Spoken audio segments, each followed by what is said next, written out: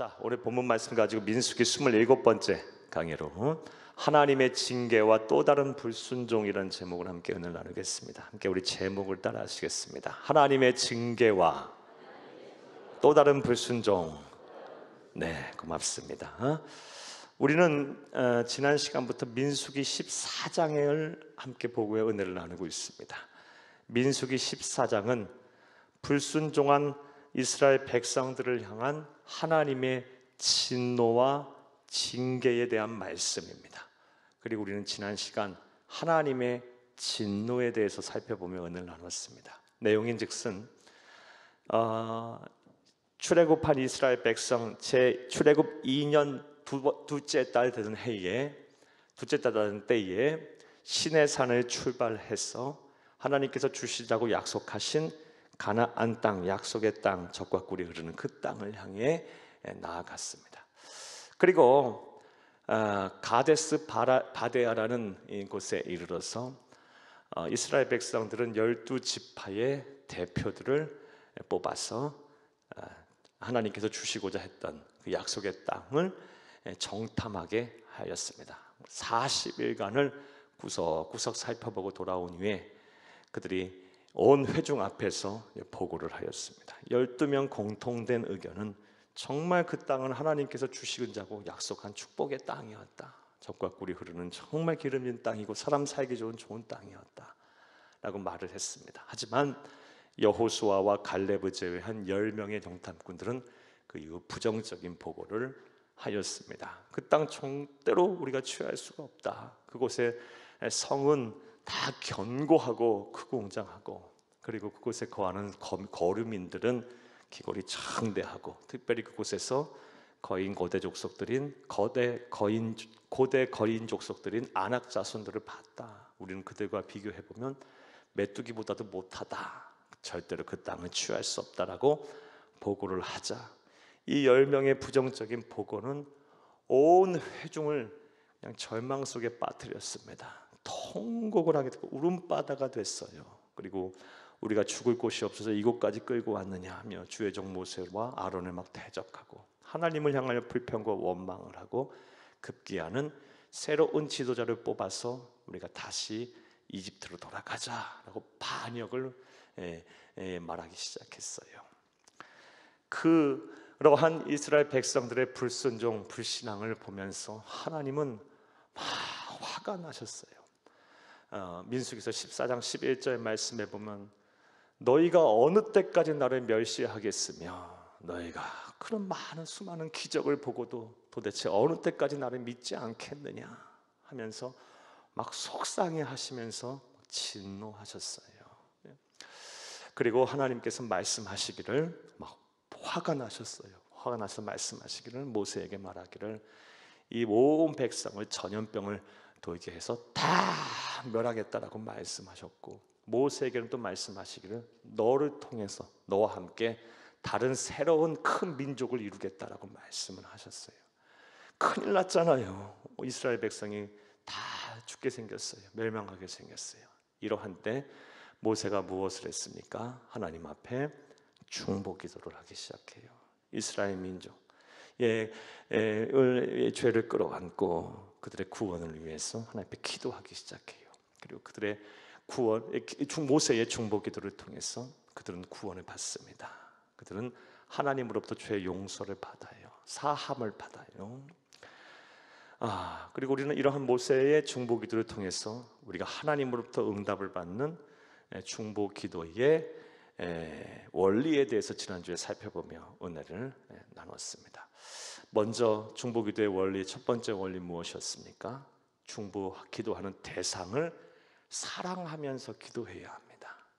사랑이 빠지는 기도는 알맹이가 없는 거예요. 알맹이 없는 안고 없는 찐빵이에요. 팥빵이에요. 사랑하는 여러분, 이 사랑이 전제되고 사랑이 있는 마음으로, 사랑하는 마음으로 기도할 때 내가 중보하는 그 기도 대상이 중보 대상을 위한 중보 기도가 하나님께서 응답을 하시는 거예요. 사랑하면서 기도해야 한다.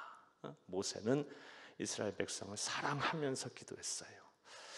또 모세의 중보기도를 통해서 알 수 있는 중보기도, 하나님으로부터 응답을 받는 중보기도의 또 다른 원리는 하나님의 영광을 바라며 기도해야 돼요. 자신의 영광이 아닌 하나님의 영광 나타나도록 기도해야 돼요.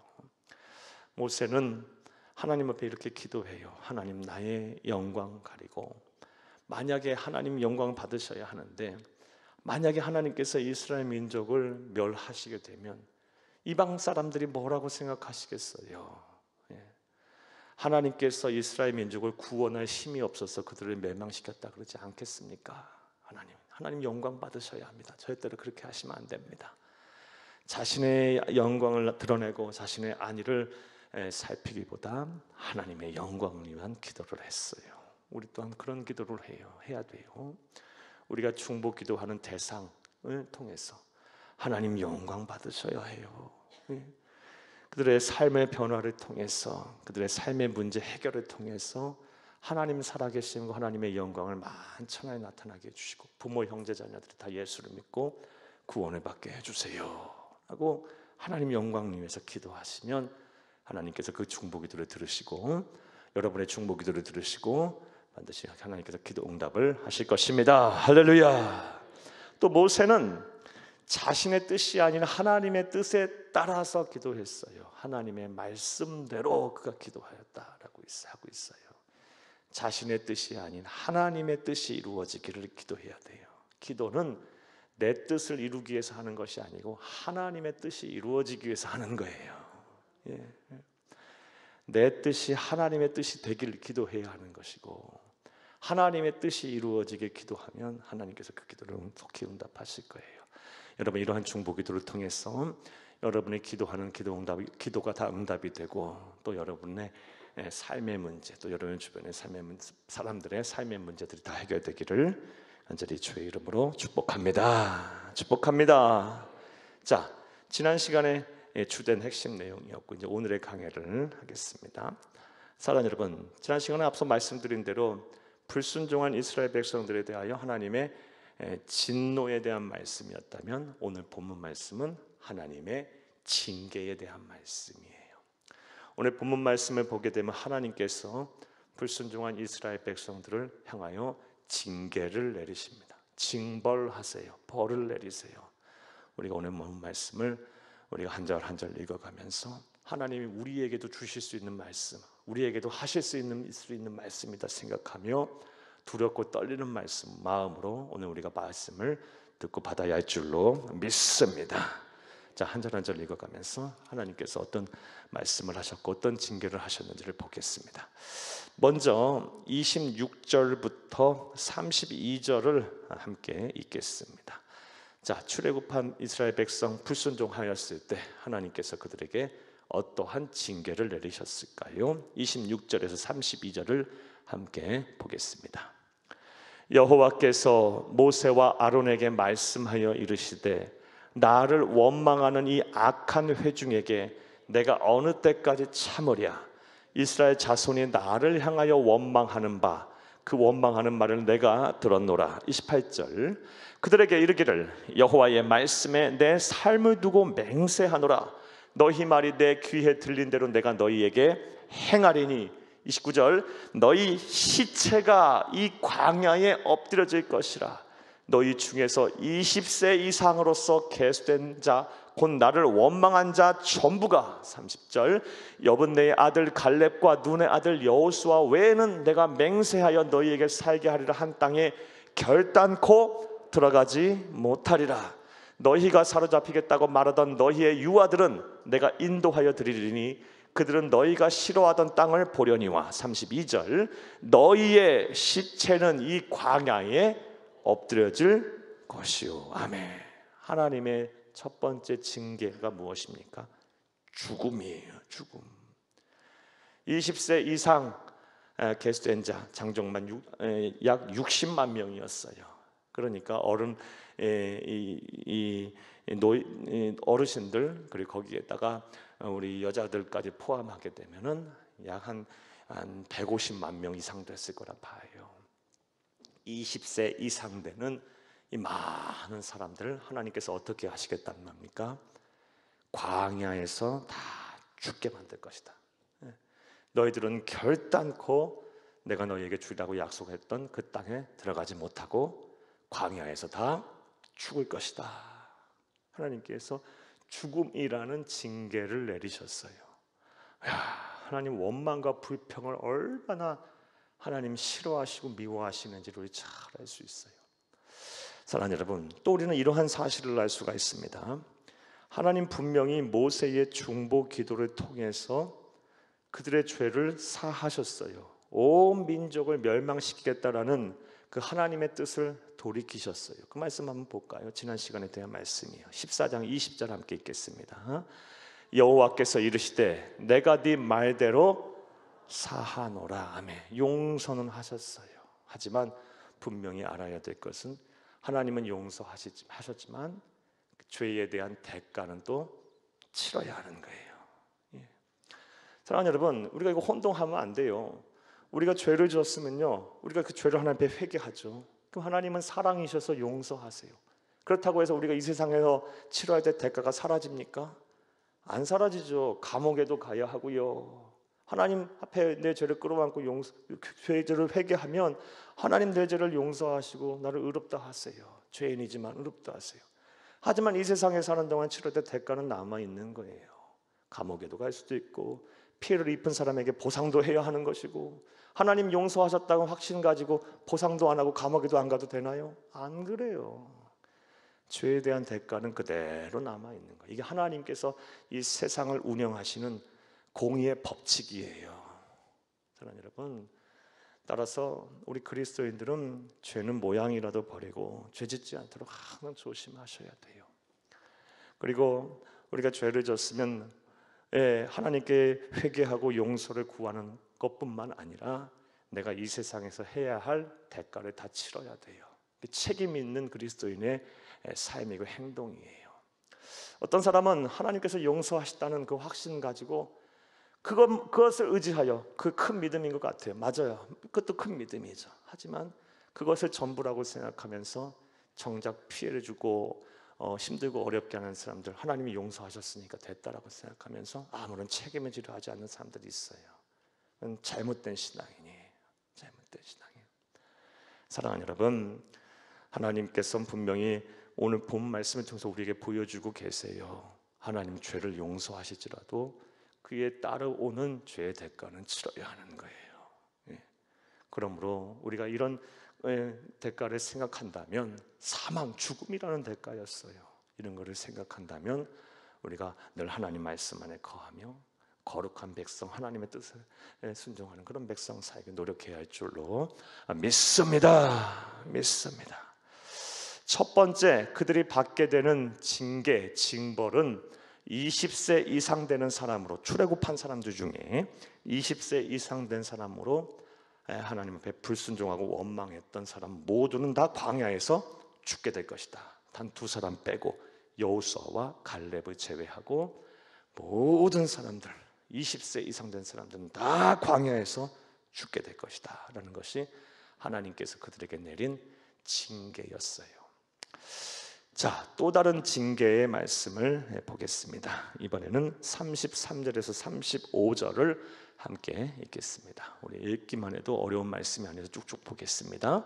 너희의 자녀들은 너희 반역한 죄를 지고 너희의 시체가 광야에서 소멸되기까지 40년을 광야에서 방황하는 자가 되리라. 34절, 너희는 그 땅을 정탐한 날 수인 40일을 하루를 1년으로 쳐서 그 40년간 너희의 죄악을 담당할지니 너희는 그제서야 내가 싫어하면 어떻게 되는지를 알리라 하셨다 하라. 35절, 나 여호와가 말하였거니와 모여 나를 거역하는 이 악한 온 회중에게 내가 반드시 이같이 행하리니 그들이 이 광야에서 소멸되어 거기서 죽으리라. 아멘. 사랑하는 여러분, 불순종한 이스라엘 백성들이 받게 된 두 번째 징계는 무엇입니까? 40일간 광야에서, 40년간 광야에서 방황을 하게 된다는 거였어요.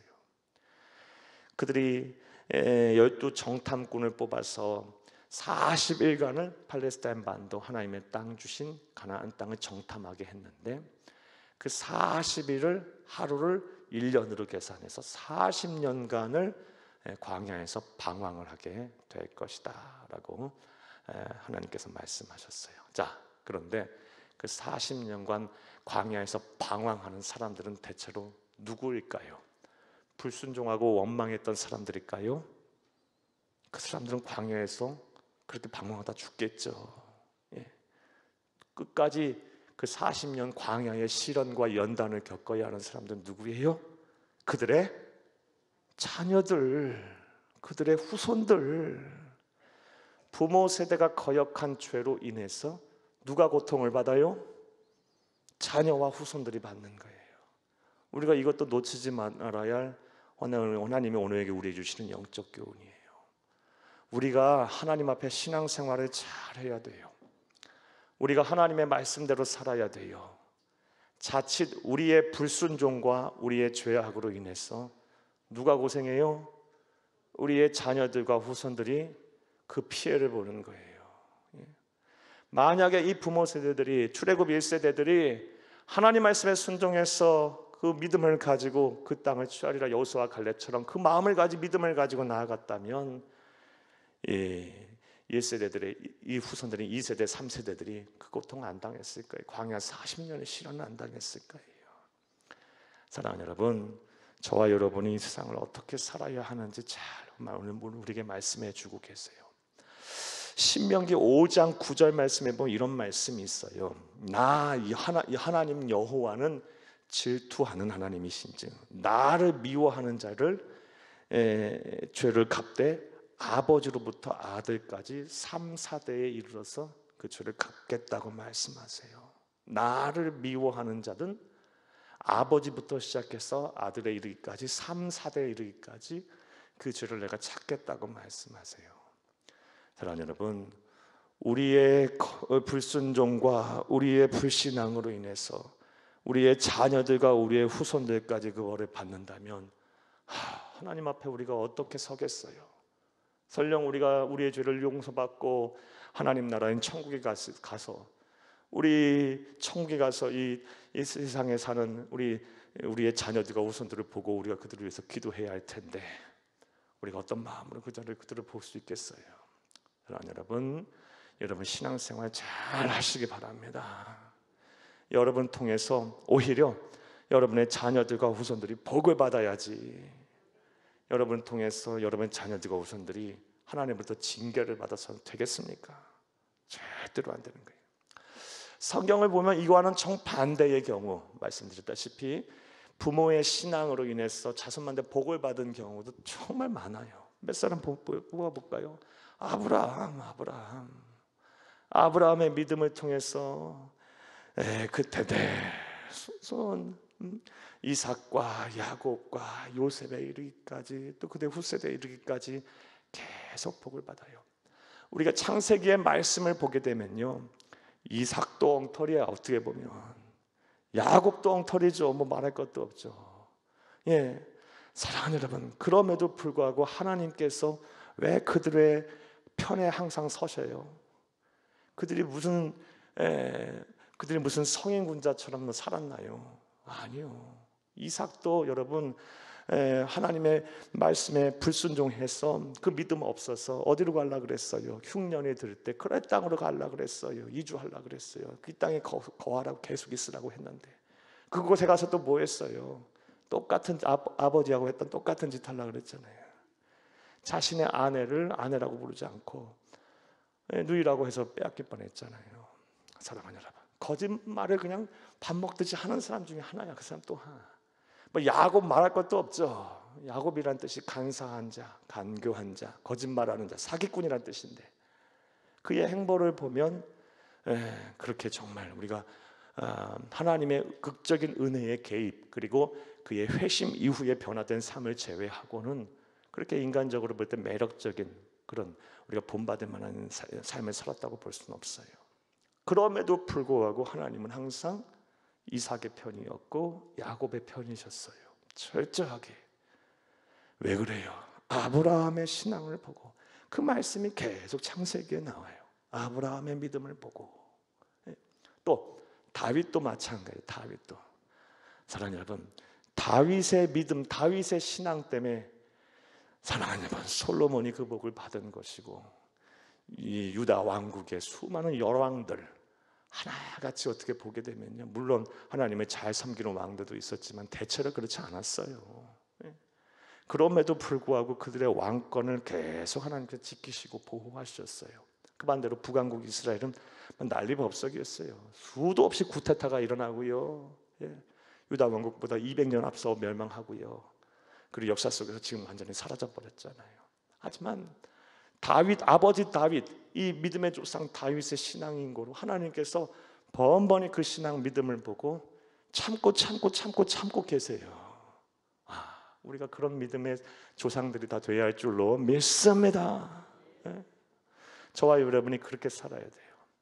나의 믿음을 통해서, 나의 순종을 통해서, 나의 헌신을 통해서, 내 삶을 통해서 하나님께서 내 자녀들과 후손들이 설령 조금 부족하고 조금 모자라고 조금 허물이 많고 하나님 앞에 때로는 좀 불순종한다 할지라도 나의 믿음, 우리의 믿음을 통해서 하나님께서 우리의 자녀들과 후손들의 편이 되어주시고 다시 회개하고 돌아와서 하나님 앞에 설 수 있도록 우리가 우리의 믿음을 잘 지켜야 할 줄로 믿습니다.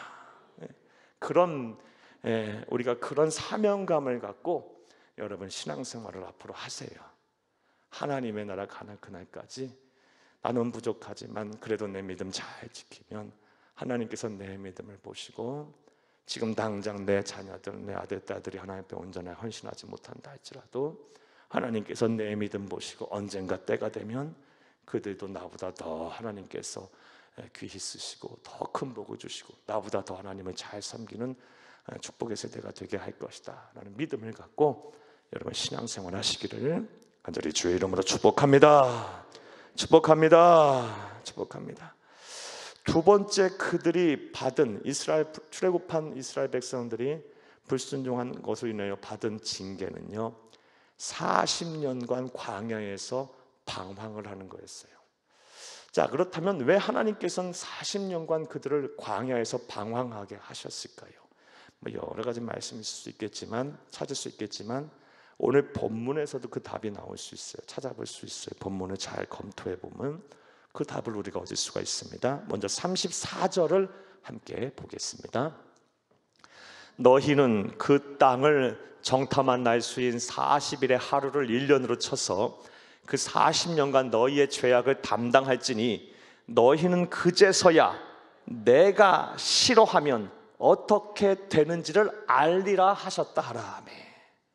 40년간 왜 광야에서 방황하게 하셨어요? 40년 동안 하나님께서는 그들에게 똑똑히 보여주려고 하는 거예요. 만약 너희들이 내가 싫어하는 일을 싫어하는 일을 하면 내가 너희를 어떻게 대하는지 똑똑히 봐라. 40년간 하나님 그거 보게 하시는 거였어요. 사랑하는 여러분, 따라서 저와 여러분, 우리는 출애굽한 이스라엘 백성들이 광야교회 백성은 오늘날 지상교회 우리 성도들이에요. 저와 여러분이에요.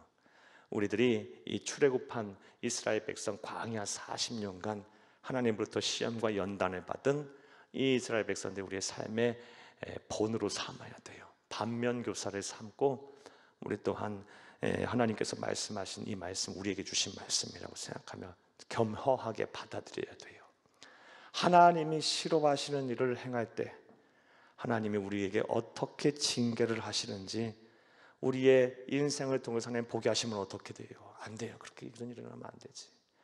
출애굽한 이스라엘 백성들의 교훈을 보면서 우리가 하나님이 싫어하는 일을 애시당초 하지 말아야 할 줄로 믿습니다. 내가 싫어하는 일을 했을 때 너희가 어떤 벌을 받게 되는지, 어떤 일을 당하게 되는지 똑똑히 보게 하려고 하나님께서 40년간 광야에서 방황하게 하셨답니다. 이게 첫 번째 이유예요. 첫 번째 이유. 또 다른 이유가요 35절에도 나옵니다. 35절을 함께 보겠습니다. 나 여호와가 말하였거니와 모여 나를 거역하느니 악한 어느 회중에게 내가 반드시 이같이 행하리니 그들이 이 광야에서 소멸되어 거기서 죽으리라. 아멘.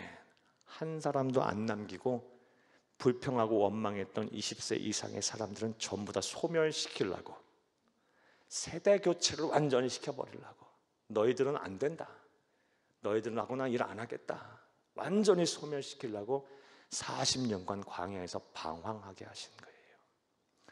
이런 하나님의 유기, 하나님의 내치심, 하나님의 징계를 받는 그런 성도가 한 분도 없기를 간절히 주의 이름으로 축복합니다.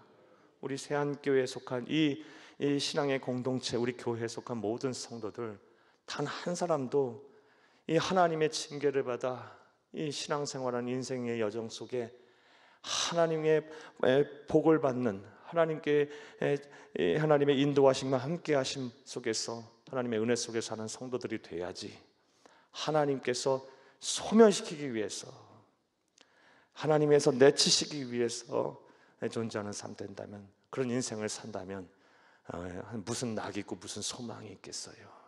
사랑하는 여러분, 하나님께서는요 이렇게 때로는 정확하시고 무서울 정도로 아주 냉철하신 분이세요. 하나님의 공의의 심판의 잣대는요 절대로 틀림이 없어요. 정확해요. 여러분, 따라서 우리가 말과 행동 참 조심하셔야 돼요. 하나님이 싫어하시는 일은 애시당초 생각을 하지 마세요. 하나님이 싫어하시는 일, 그런 일을 애시당초 하려고 하지도 마세요. 우리가 인생이 짧다면 짧고 길다면 길어요. 하지만 대체로 보면 인생이 그렇게 길지가 않아요. 그렇죠? 우리 연세 드신 분 다 공감하실 거예요. 와, 지나고 나 보니 벌써 세월이 이렇게 흘러버렸어요. 그렇죠? 금방이에요, 금방. 사랑하는 여러분, 이렇게 길지 않은, 길다면 길 수 있겠지만 그렇게 길지 않은 인생 살면서 여러분, 하나님이 기뻐하시는 일을 행하기도 바빠요. 하나님이 기뻐하시는 일 찾는 것도, 생각하는 것도 그럴 또 시간도 없어요. 그럴 여유도 없어요. 그런 거 하고 살기도 바쁘다고요. 그러하기에 여러분, 하나님이 싫어하시는 일을 애시당초 하려 하지 마세요. 생각도 마세요. 생각도 말아야 돼요. 우리는 우리의 말과 행동은 숨길 수 있어도 우리의 중심을 보시는 하나님 앞에서는 그 무엇도 우리가 숨길 수가 없어요. 애시당초 생각을 말아야 돼요. 하나님이 싫어하시는 일은 우리 머릿속에서 완전히 지워버리세요. 그렇게 사는 여러분들이 다 되기를 간절히 바랍니다. 할렐루야. 두 번째로 그들을 향한 하나님의 징계는 40년간 광야에서 방황하는 거였고요. 그것을 인해 직접적인 피해는 누가 봐요? 부모 세대가 아닌, 거역한 출애굽 1세대가 아닌 출애굽 2세대, 3세대들이 받게 됐어요. 부모의 거역으로 인해서 자녀들과 후손들이 고통을 받아요. 그리고 하나님께서 그렇게 40년 광야에서 유리하게 방황하게 하신 이유는 내가 싫어하는 일을 했을 때 너희가 어떠한 일을 당하는지 똑똑히 보게 하려고, 알게 깨닫게 하시려고 하나님께서 그 일을 행하게 하신 거고, 40년을 방황하게 하신 거고, 또 거역한 1세대, 출애굽 1세대를 전부 소멸시키기 위해서 하나님은 40년을 방황하게 하셨어요. 자, 세 번째로 불순종한 그들을 향해서 하나님은 어떠한 징계를 내리셨을까요? 36절에서 38절을 함께 보겠습니다. 모세의 보냄을 받고 땅을 정탐하고 돌아와서 그 땅을 악평하여 온 회중이 모세를 원망하게 한 사람. 37절, 곧 그 땅에 대하여 악평한 자들은 여호와 앞에서 재앙으로 죽었고 그 땅을 정탐하러 갔던 사람들 중에서 오직 눈의 아들 여호수아와 여분네 아들 갈렙은 생존하니라. 아멘. 다른 징계, 다른 징벌은 점진적인 징벌이었어요. 그리고 당장 현실화되는 징벌이 아니었어요. 하지만 직접적으로 악평을 했던 사람들, 그리고 온 이스라엘 회중이 불순종한 그 단초를 제공했던, 직접적으로 제공했던 그 원인 제공자들, 여호수아와 갈렙을 제외한 10명의 정탐꾼들은요 즉시 재앙을 맞아 죽었어요. 즉시 재앙을 맞아. 사랑하는 여러분, 우리는 이런 통해서 또 다음 같은 교훈을 얻어요. 하나님께서 이 형제를, 믿음의 형제 자매를 실족하게 하는 사람을 얼마나 미워하시는지를 잘 알 수 있어요. 신앙생활 하다가 교회 안에서 막 형제와 자매를 실족하게 하는 사람들이 있어요. 우리가 그런 사람들을 하나님 얼마나 미워하시고 또 그들을 향해서 하나님께서 어떠한 심판을 내리셨는지 우리 오늘 말씀을 통해서 잘 깨달을 필요가 있습니다. 사랑하는 여러분, 10명의 단지 10명밖에 안 돼요. 그 10명의 부정적인 생각과 부정적인 사고와 그리고 부정적인 말로 인해서 온 이스라엘 회중이 세대를 거쳐서 벌을 받았어요. 실족하게 됐어요. 하나님의 심판과 진노 아래 있게 됐어요. 단지 10명밖에 안 되는데 수백만 명이 세대를 거쳐서 고통을 받아야만 했어요. 사랑하는 여러분, 교회 안에 소위 믿음 있다고 하면서, 소위 성숙하다고 하면서, 말 함부로 하고, 막 함부로 정죄하고, 막 없는 말 막 해내고, 그리고 막 상처를 주고, 그리고 거짓된 복음을 전하고, 막 이래서 사람을 실족하게 하고 왜곡시키는, 이 인격을 왜곡시키고 마음에 상처를 주는 사람들이 분명히 있을 거예요. 여러분들 절대로 그런 분들 되지 마시기를 간절히 주의 이름으로 부탁을 합니다. 하나님 정말 미워하세요. 예수님께서 하나님 얼마나 미워하시는지 이 땅에 오신 예수님께서 말씀으로 우리에게 말씀해 주셨어요. 오늘은 마태복음 18장 6절에서 7절을 함께 보겠습니다. 누구든지 나를 믿는 이 작은 자 중 하나를 실족하게 하면 차라리 연자 맷돌을 그 목에 달려서 깊은 바다에 빠뜨려지는 것이 나으니라. 실족하게 하는 일들이 있음으로 말미암아 세상에 화가 있도다. 실족하게 하는 일이 없을 수는 없으나 실족하게 하는 그 사람에게는 화가 있도다. 아멘. 우리 그리스도인은 말 조심해야 돼. 특별히 말 조심해야 돼. 남 막 아프게 하는 말 하지 마세요. 난 성품이 원래 그래. 원래 그런 사람 없어요. 그래, 그런 사람은 성령 하나님으로부터 길들여져서 온유하고 겸손해져야 돼요. 인내는 사람으로 바뀌어야 돼요. 사랑하는 여러분, 어제 우리 예수님께서 함부로 말 함부로 막 하셨어요. 내 성품이 이래 그러면서 막 함부로 하셨어요? 절대 그러지 않으셨어요. 절대로 다른 사람의 입장을 고려하고 살피면서 배려하면서 사랑하면서, 그러면서 여러분 막 정죄하고 막 비난하고 막 남 헐뜯고 시기에 질투하는 말 하지 말고, 속상하게 하는 말 하지 말고, 축복의 말을 하고 감사의 말을 하고 위로의 말을 하고 섬김의 말을 하고 자꾸 그렇게 가세요. 예수님이 그렇게 사셨어요. 우리도 그렇게 살아야 돼요. 여러분, 형제를 실족하게 하는 자, 오늘 본문 말씀에 보게 되면 뭐 볼 것도 없어요. 즉시 재앙이며 즉시 죽었어요. 이건 볼 것도 없어요. 사랑하는 여러분, 오늘 우리에게 주신 이 말씀 잘 우리의 말씀으로 겸허하게 받아들여서 여러분 믿음의 형제자매를 실족하게 하는 일 없기를 간절히 주의 이름으로 축복합니다. 축복합니다.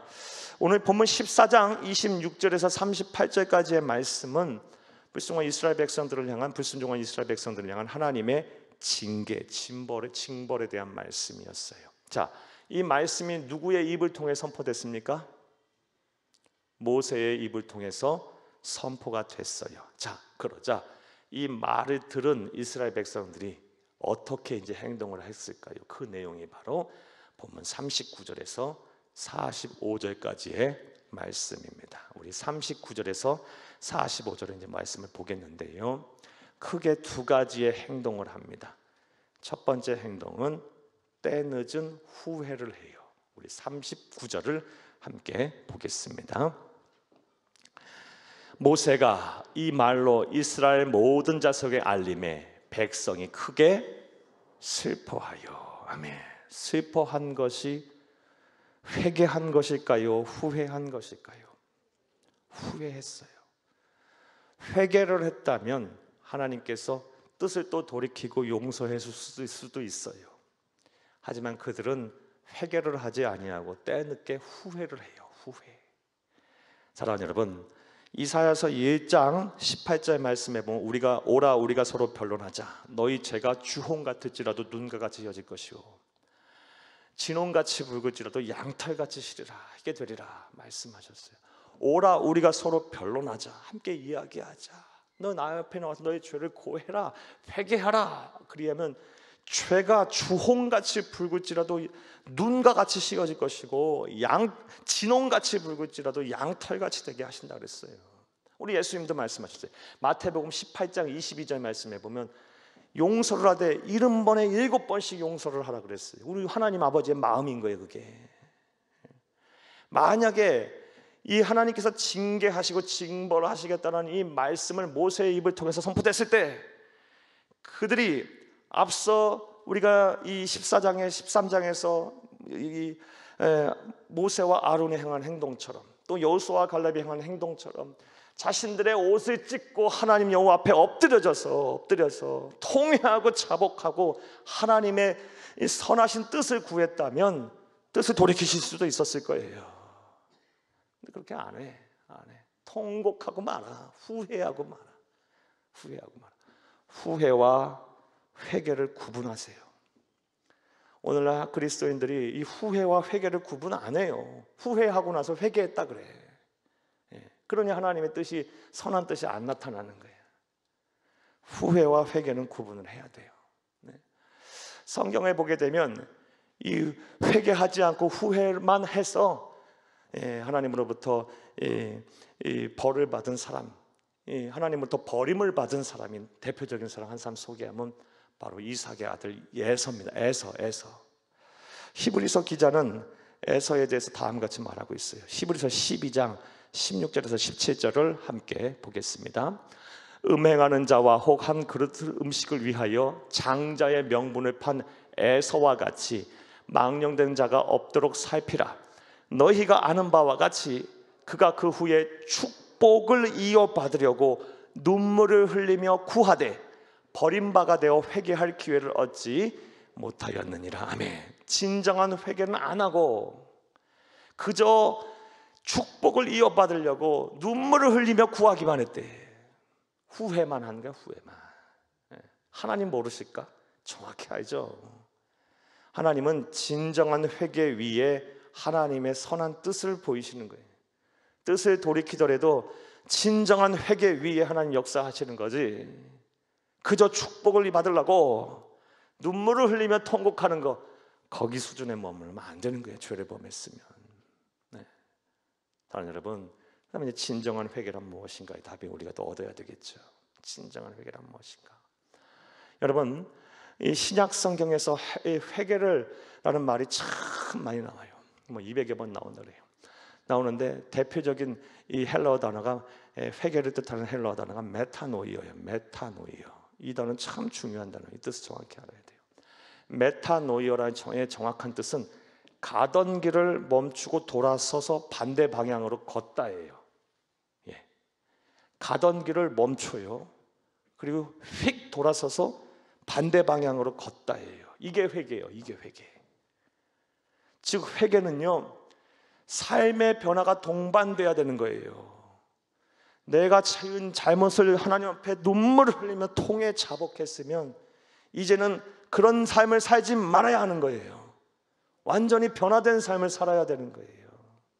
조금 이따 보겠지만 이스라엘 백성들이 회개 안 하고 통곡만 하고 후회만 했으면 어떻게 알 수 있어요?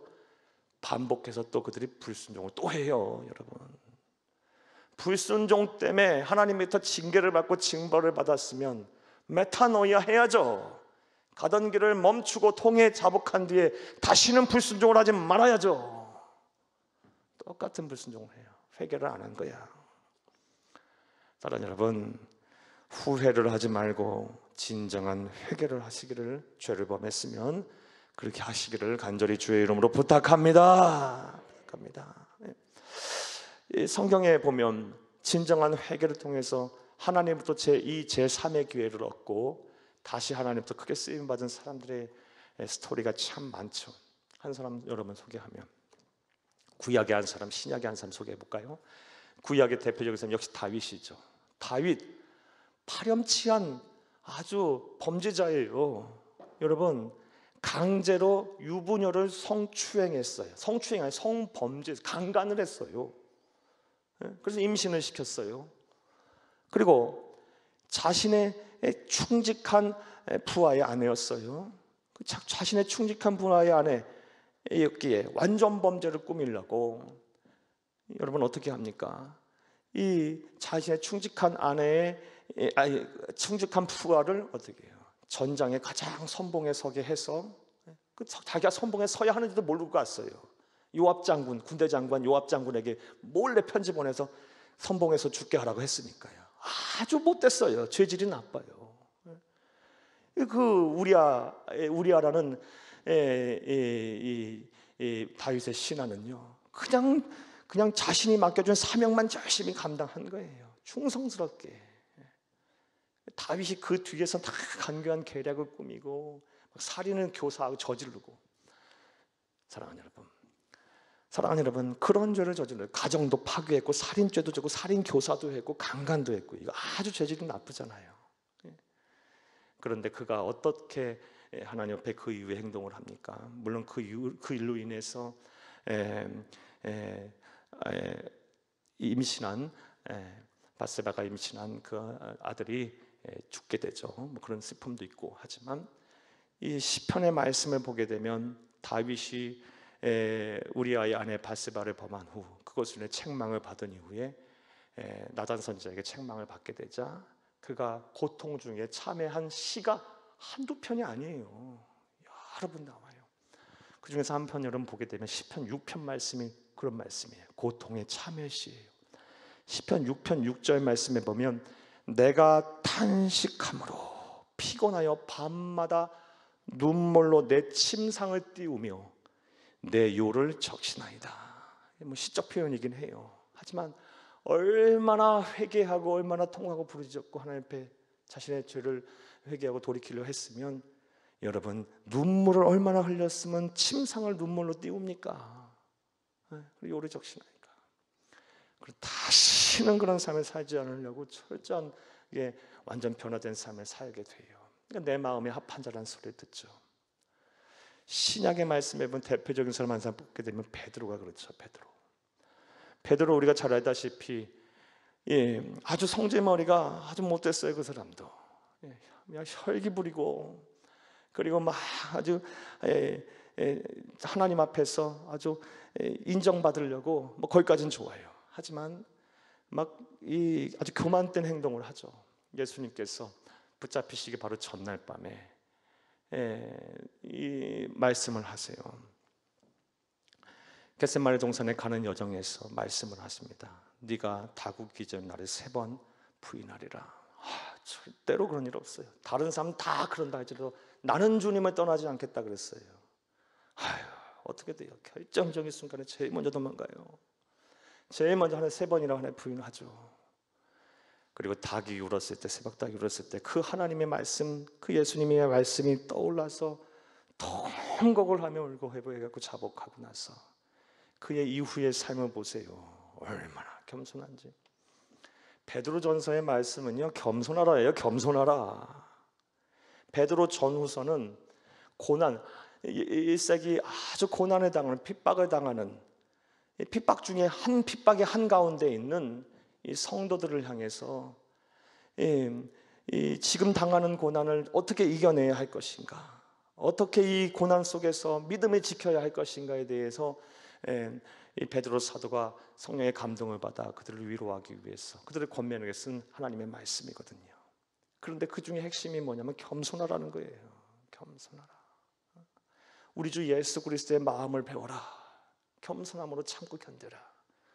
베드로가 어떻게 이런 변화된 삶을 살아요? 완전한 메타노이아가 한 거예요. 완전한 메타노이아가. 사랑하는 여러분, 후회를 하지 말고 진정한 회개를 하시기를 간절히 주의 이름으로 축복합니다. 축복합니다. 이스라엘 백성들은 때늦은 후회를 합니다. 자, 그리고 나서 하는 행동이 이제 더 가관입니다. 40절에서 45절을 함께 보겠습니다. 아침에 일찍이 일어나 산 꼭대기로 올라가며 이르되 보소서 우리가 여기 있나이다. 우리가 여호와께서 허락하신 곳으로 올라가리니 우리가 범죄하였음이니이다. 41절 모세가 이르되 너희가 어찌하여 이제 여호와의 명령을 범하느냐? 이 일이 형통하지 못하리라. 여호와께서 너희 중에 계시지 아니하니 올라가지 말라. 너희의 대적 앞에서 패할까 하노라. 43절 아멜렉인과 가나안인이 너희 앞에 있으니 너희가 그 칼에 망하리라. 너희가 여호와를 배반하였으니 여호와께서 너희와 함께 하지 아니하시리라 하나 그들이 그래도 산 꼭대기로 올라갔고 여호와의 언약궤와 모세는 진영을 떠나지 아니하였더라. 45절 아말렉인과 산간지대에 거주하는 가나안인이 내려와 그들을 무찌르고 호르마까지 이르렀더라. 아멘. 가지 말라고 하는데 가요. 하나님의 명령은 뭐예요? 이제 광야로 가서 40년간 살아라 해요. 40년간 때가 지났어요.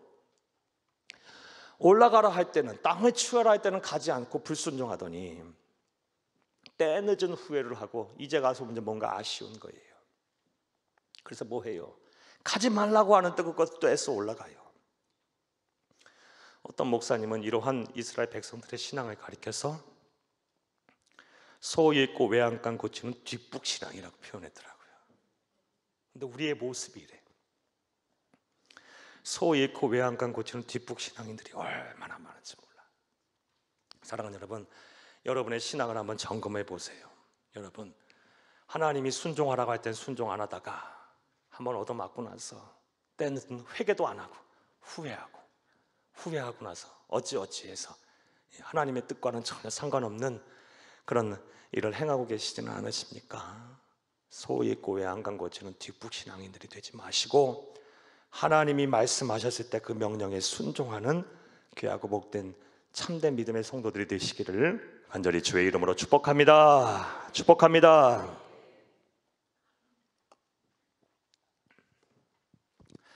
사랑하는 여러분, 하나님께서 올라가지 말라라고 분명 말씀하셨어요. 이제는 광야로 가라. 광야로 가서 40년간 너희는 살아야 한다라고 말씀하셨을 때 그들은 불순종하고 하나님의 말씀에 불순종해 또 다른 불순종을 해서 그 가나안 땅을 향해 공격을 해러 갔을 때 하나님께서 그렇다면 어떻게 행하셨을까? 42절 말씀부터 42, 43절 말씀 한번 먼저 보겠습니다. 42절 여호와께서 너희 중에 계시지 아니하니 올라가지 말라. 너희 대적 앞에서 패할까 하노라. 아말렉인과 가나안인이 너희 앞에 있으니 너희가 그 칼에 망하리라.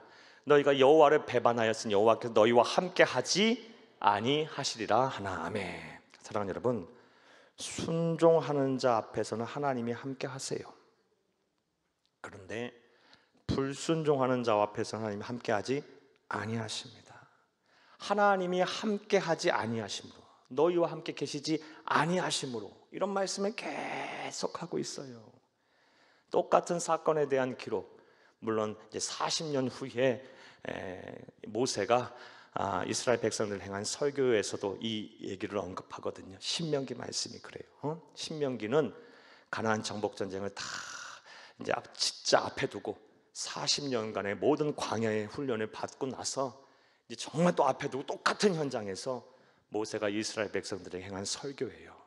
40년 전에 너희 행했던 그 과오를 범하지 말라부터 시작을 해요. 그게 신명기의 핵심이에요. 그 말씀 보겠어요. 신명기 1장 45절 함께 보겠습니다. 너희가 돌아와 여호와 앞에서 통곡하나 여호와께서 너희의 소리를 듣지 아니하시며 너희에게 귀를 기울이지 아니하셨으므로. 이 말씀은 그 상황 속에서 하셨던 말씀이에요. 40년 전에 너희가 하나님의 말씀 듣지 아니하고 어떻게 했어요? 불순종해서 치러 가지 말라 그랬는데 올라갔더니 어떻게 했다는 거예요? 하나님이 함께 계시지 않았어요. 그래서 졌죠. 질 수밖에 없죠. 그러니까 어떻게 해요? 그들이 통곡을 했지만 안 들으셨대. 불순종 앞에서는 기도해도 응답이 없는 거예요. 안 들으세요. 안 들으시겠다는 거예요. 사랑하는 여러분, 우리는 이런 이스라엘 백성들의 모습을 통해서 우리 영적인 교훈을 분명하게 우리가 배워야 돼요. 사랑하는 여러분, 진정한 회개를 통해서 완전히 변화된 삶, 불순종이 아니라 순종의 삶을 살아야지 때 늦은 후회만 하고 나서는요 뭔가 아쉽고 뭔가 해야 될 것 같은 느낌이 들어. 하나님 뜻과는 정반대로 행동했을 땐 불순종의 결과, 이렇게 참담한 결과가 나타나게 되는 거예요. 하나님이 함께 계시지 아니해서 기도해도 듣지 아니하시고 하는 이도 될 리가 없겠죠. 이런 과오를 범하지 않는 성도들이 다 되기를 간절히 바랍니다. 할렐루야. 자, 이러한 이스라엘 백성의 모습을요, 신약에서 히브리서 기자는 또 다음과 같이 묘사를 하고 있어요. 히브리서 3장 17절에서 19절을 함께 보겠습니다. 또 하나님이 40년 동안 누구에게 노하셨느냐? 그들의 시체가 광야에 엎드려진 범죄한 자들에게가 아니냐? 또 하나님이 누구에게 맹세하사 그의 안식에 들어오지 못하리라 하셨느냐? 곧 순종하지 아니하는 자들에게 아니냐? 19절. 이를 보건대 그들이 믿지 아니함으로 능히 들어가지 못한 것이라. 아멘. 결론을 확 내려버리고 있어요. 왜 그들이 40년간 광야에서 그 고생을 하고 그리고 촛불대고 밀세대는 다 죽고 말았는가? 또 왜 그들이 여호와 하나님이 함께 하시지 않아서 그 전쟁에서 패할 수밖에 없었는가? 결론을 확 내리고 있어요. 믿음이 없었기 때문이다. 믿음이 없었기 때문이다. 다른 말로 그들이 왜 안식을 얻지 못했느냐? 왜 안식을 얻지 못했느냐? 3장 18절 말씀은 순종하지 않았기 때문이다. 두 가지를 이제 비교해 놓고 보면 참 믿음이 무엇인지를 알 수 있어요. 안식을 얻는 참 믿음은 뭐예요? 순종이죠. 순종. 순종. 여러분, 하나님이 찾으시는 참 믿음, 진정한 믿음은요, 하나님의 말씀에 순종하는 자예요. 순종하는 것이에요. 그게 믿음이에요. 그게 믿음. 자, 또 그렇다면 이제 순종에 대해서 좀 알 필요가 있어요. 간단하게 한번 말씀드려 볼게요. 순종이 무엇인지 또 알아야지. 순종의 히브리어는 샤마예요. 샤마의 정확한 뜻은요, 말씀을 듣다예요. 듣다. 들어야 돼요. 하나님의 말씀을 들어야 돼요. 하나님의 말씀을 듣고 그 말씀에 따라 사는 것이 순종이에요. 그리고 히브리서는요, 그렇게 순종하는 것을 가리켜 진정한 믿음이라고 말하고 있고요, 이 믿음을 가진 자가 하나님의 안식에 들어오게 된대요. 왜 이스라엘 백성, 출애굽한 이스라엘 백성들이 왜 실패했느냐? 이 믿음이 없었기 때문이다. 왜 그들이 안식을 얻지 못했느냐? 이 믿음이 없었기 때문이다. 다른 말로 하나님의 말씀을 안 듣고 불순종했기 때문이다 라고 결론을 확 내리고 있어요. 사랑하는 여러분, 이 말씀을 오늘 우리에게 주신 하나님의 음성으로 들어야 할 줄로 믿습니다. 자, 한번 따라해봐요. 말씀하셨을 때 믿고 순종하라.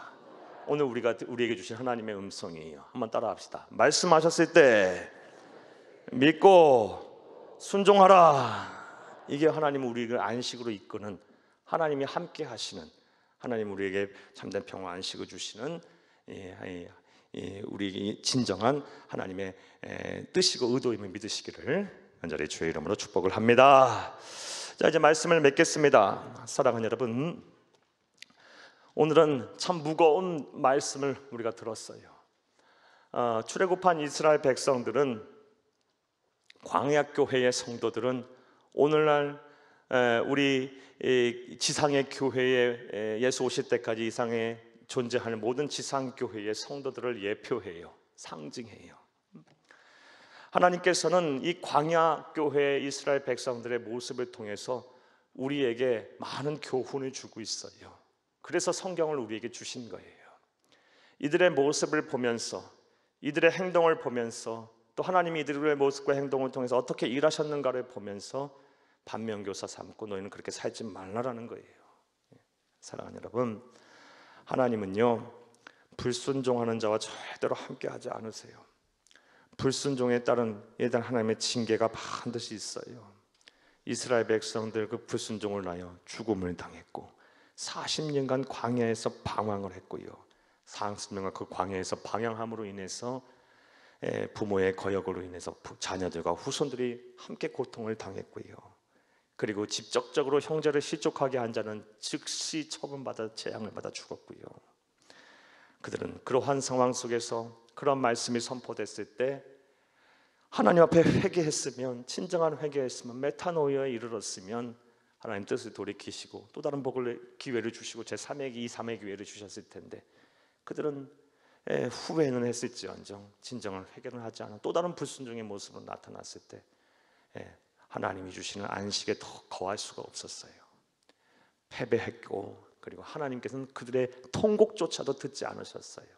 기도도 듣지 않으셨어요. 절대로 함께하지 않으셨어요. 이러한 이스라엘의 백성들의 모습 보면서 우리가 이 세상 광야 같은 인생을 사는 우리들 어떻게 살아야 할지 분명히 결단하고 깨닫는 여러분 다 되기를 간절히 주의 이름으로 축복합니다. 축복합니다.